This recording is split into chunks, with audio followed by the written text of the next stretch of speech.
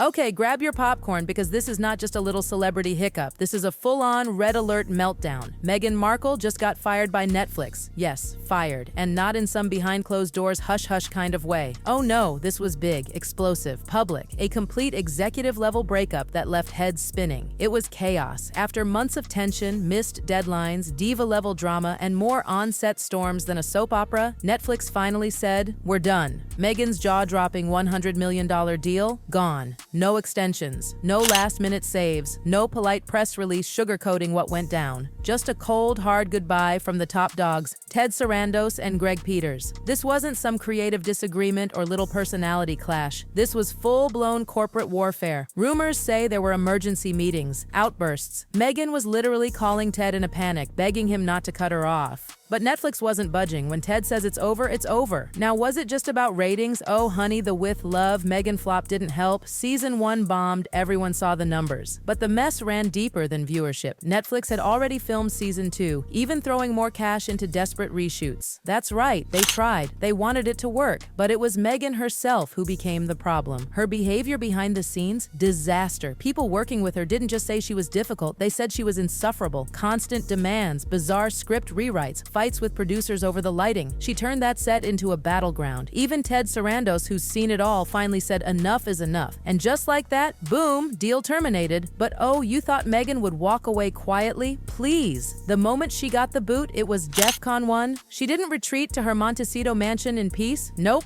She went full panic mode. Her team immediately went into blame mode, pointing fingers at Ted and Greg. Accusations started flying. Discrimination, sabotage, betrayal. Meghan reportedly broke down, tears, yelling, the works, demanding an emergency meeting with Netflix's top execs. And guess what? She got it. She showed up at Netflix HQ like a woman on a mission. Security had to sneak her through a back entrance just to avoid the press. And once inside, it was a scene. Multiple sources said it wasn't a negotiation. It was a tantrum. Meghan cried, shouted, paced the room. She accused Netflix of turning their back on a voice, a mother, a leader. She even claimed she was the reason millions subscribed to Netflix. Yes, she said that. Meanwhile, Greg Peters tried to keep it cool, told her the decision was final. That's when Meghan started grasping at straws. First, it was another show idea, then a docuseries, a one-off special. She even pitched a travel show. Girl was throwing spaghetti at the wall hoping anything would stick. But the damage was done. The board was united. No spin-offs, no one-offs, no coming back. Then, because of course it gets worse, her lawyers jumped in. Yep, within 24 hours, Netflix got hit with legal threats. Claims of contract violations, talk of possible defamation, whispers of a discrimination lawsuit if they didn't play nice. But this just confirmed it for Netflix. They'd made the right call. Executives now believed Meghan wasn't just high maintenance. She was a liability. Word spread fast. Netflix and Meghan's team scrambled to calm the waters. They issued those classic PR statements. You know the type. Creative differences, mutual decision, best of luck. But insiders knew it was all fake. There was no mutual respect left, just anger and a PR disaster waiting to blow up. But Meghan, she wasn't backing down. She went straight to the media, leaked stories, posed photos, carefully planted fluff pieces, painting her as the misunderstood creative. She even started reaching out to other studios, NBC, Apple TV, Hulu, Amazon, anyone who would listen. But no one was biting. One exec said it loud and clear, "She brings more drama than ratings." Ouch! And now, Meghan's running out of lifelines. NBC, who once considered her for a 2026 game show, started pulling back. Too risky, too much baggage. They worried about viewers associating her with tantrums, not talent. Studio doors were closing, fast. Meghan tried spinning the narrative again, this time as a comeback story. Leaked teasers about her truth. Rumors of a bombshell interview. But even those tactics were falling flat. Behind the scenes, her publicists were panicking. Headlines were shifting. The internet was buzzing. Not about a strong woman silenced, but about a Hollywood diva melting down in real time. Former colleagues started whispering. Crew members who worked on her show were quietly leaking horror stories. Entire shooting days delayed because Meghan didn't like the lighting? Yep. Last-minute rewrites? Constant. People quitting mid-project just to get away? Confirmed. It wasn't just a failed show, it was a collapsing brand. And still, Meghan refused to back off. She called in every favor she had left, reached out to production houses in Canada, the UK, even floated the idea of funding her own project. She told people she'd build her media empire from scratch again, but no one was buying it. The whispers were too loud, the damage too public. Everyone had seen the Netflix implosion, and no one wanted to be next. Even NBC, which had been her best bet, went cold. By late July, they were reassessing her involvement. She was no longer their top pick, maybe not even on the list at all. And just when you thought the drama had peaked, boom, the Hollywood trades dropped their headlines. From princess to pariah, Meghan Markle's rocky ride through Hollywood. Oof, by August, the final reshoots for With Love, Meghan were wrapping up. Meghan was still showing up, still smiling for cameras, but everyone knew this was the end. No season 3, no future deal, no revival, just a painful fade out from the spotlight she once owned. Netflix had moved on, and Hollywood, they were already whispering about who was next, because Meghan Markle, once the headline queen, was now a cautionary tale. By the time Meghan walked off that set for the final time, the silence was deafening. No send-off party, no emotional goodbye speeches, just a few quiet nods and people pretending not to look her in the eye. You could almost feel the tension peeling off the walls. And guess what? Even though season 2 of With Love, Meghan is still scheduled to drop later this year, insiders say Netflix is doing it out of pure obligation. Not passion, not hope. They've already dumped millions into it, so they're letting it limp across the finish line. That's it, just trying to cut their losses. And Meghan? Oh, she's spinning like a top. She's already tried feeding friendly media her version of events, that it was all mutual, that she left to pursue new creative passions, that there was no drama, just schedules not aligning. Please. Everyone in the industry knows that's pure damage control. Executives who dealt with her behind closed doors, they're talking. Not on record, yet, but just loud enough for word to spread. And what they're saying? It's brutal. She was impossible, one insider said. Always late, always rewriting, and never ever wrong, at least in her mind. And that's the problem.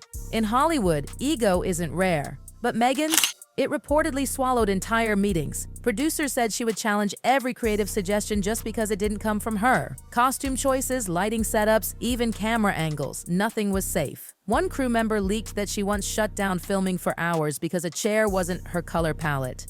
A chair. Let that sink in. The industry starts to turn by now. Whispers had turned into warnings. Meghan's name was being quietly blacklisted in certain circles. Not officially, of course, no one says it out loud, but producers talk, assistants talk, and soon agents were recommending other talent for roles she once would have been a shoo-in for. And it wasn't just big studios backing away. Sponsors, podcast platforms, production companies, all were pressing pause. Meghan had once been seen as a fresh, powerful, feminist voice. Now, she was seen as risky, too unpredictable, too much PR baggage. Even Spotify, which once gave her a lucrative podcast platform, had restructured their entire vision after the flop of her series. One executive bluntly told a colleague, "It's easier to pass than clean up that kind of mess again." And if that wasn't enough, Hollywood blogs began circling. They weren't kind, but they weren't being cruel either. They were just honest. Cold, surgical honesty. The tone shifted from admiration to analysis. She had the royal glow, one piece said, but never figured out how to use it. Another wrote, "When a brand becomes all about image with no substance, people start to lose interest."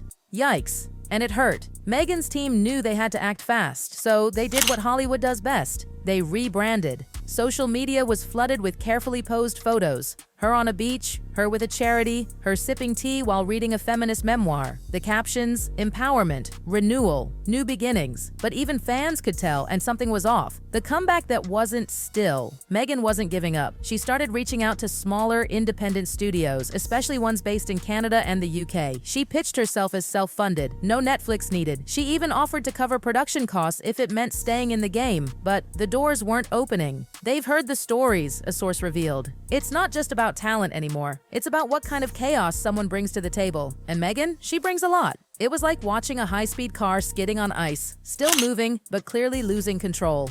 And that's when the NBC opportunity crumbled. Executives who had tentatively offered her a possible hosting gig for an upcoming game show suddenly got very quiet. They began reviewing the optics. Could they trust Meghan to draw in viewers, or would it turn into another PR circus? By mid-July, that interest had flatlined. Behind the scenes, they were reviewing other candidates. Meghan wasn't just no longer the first choice, she wasn't even on the list. Desperate to save face, Meghan's team launched what one insider called Operation Reinvention. This was her last last shot. Carefully timed interviews were being planned, a potential memoir ghostwritten and ready for pitch. Even rumors of a bombshell documentary, her side of the Netflix story. But even that was slipping. People weren't buying it anymore. Sympathy only works when people still believe you're genuine. And Meghan's critics were gaining ground. Her polished Instagram posts now came with snarky comment threads. Media analysts started calling her moves calculated and too late. And worse, the few allies she once had were silent. Not publicly distancing themselves, but definitely not supporting her either. No reposts, no cosigns, just a sea of professional silence. Even Harry, insiders say he's been caught in the middle.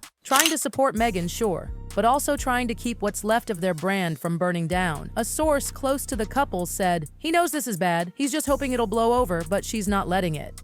The closing scene.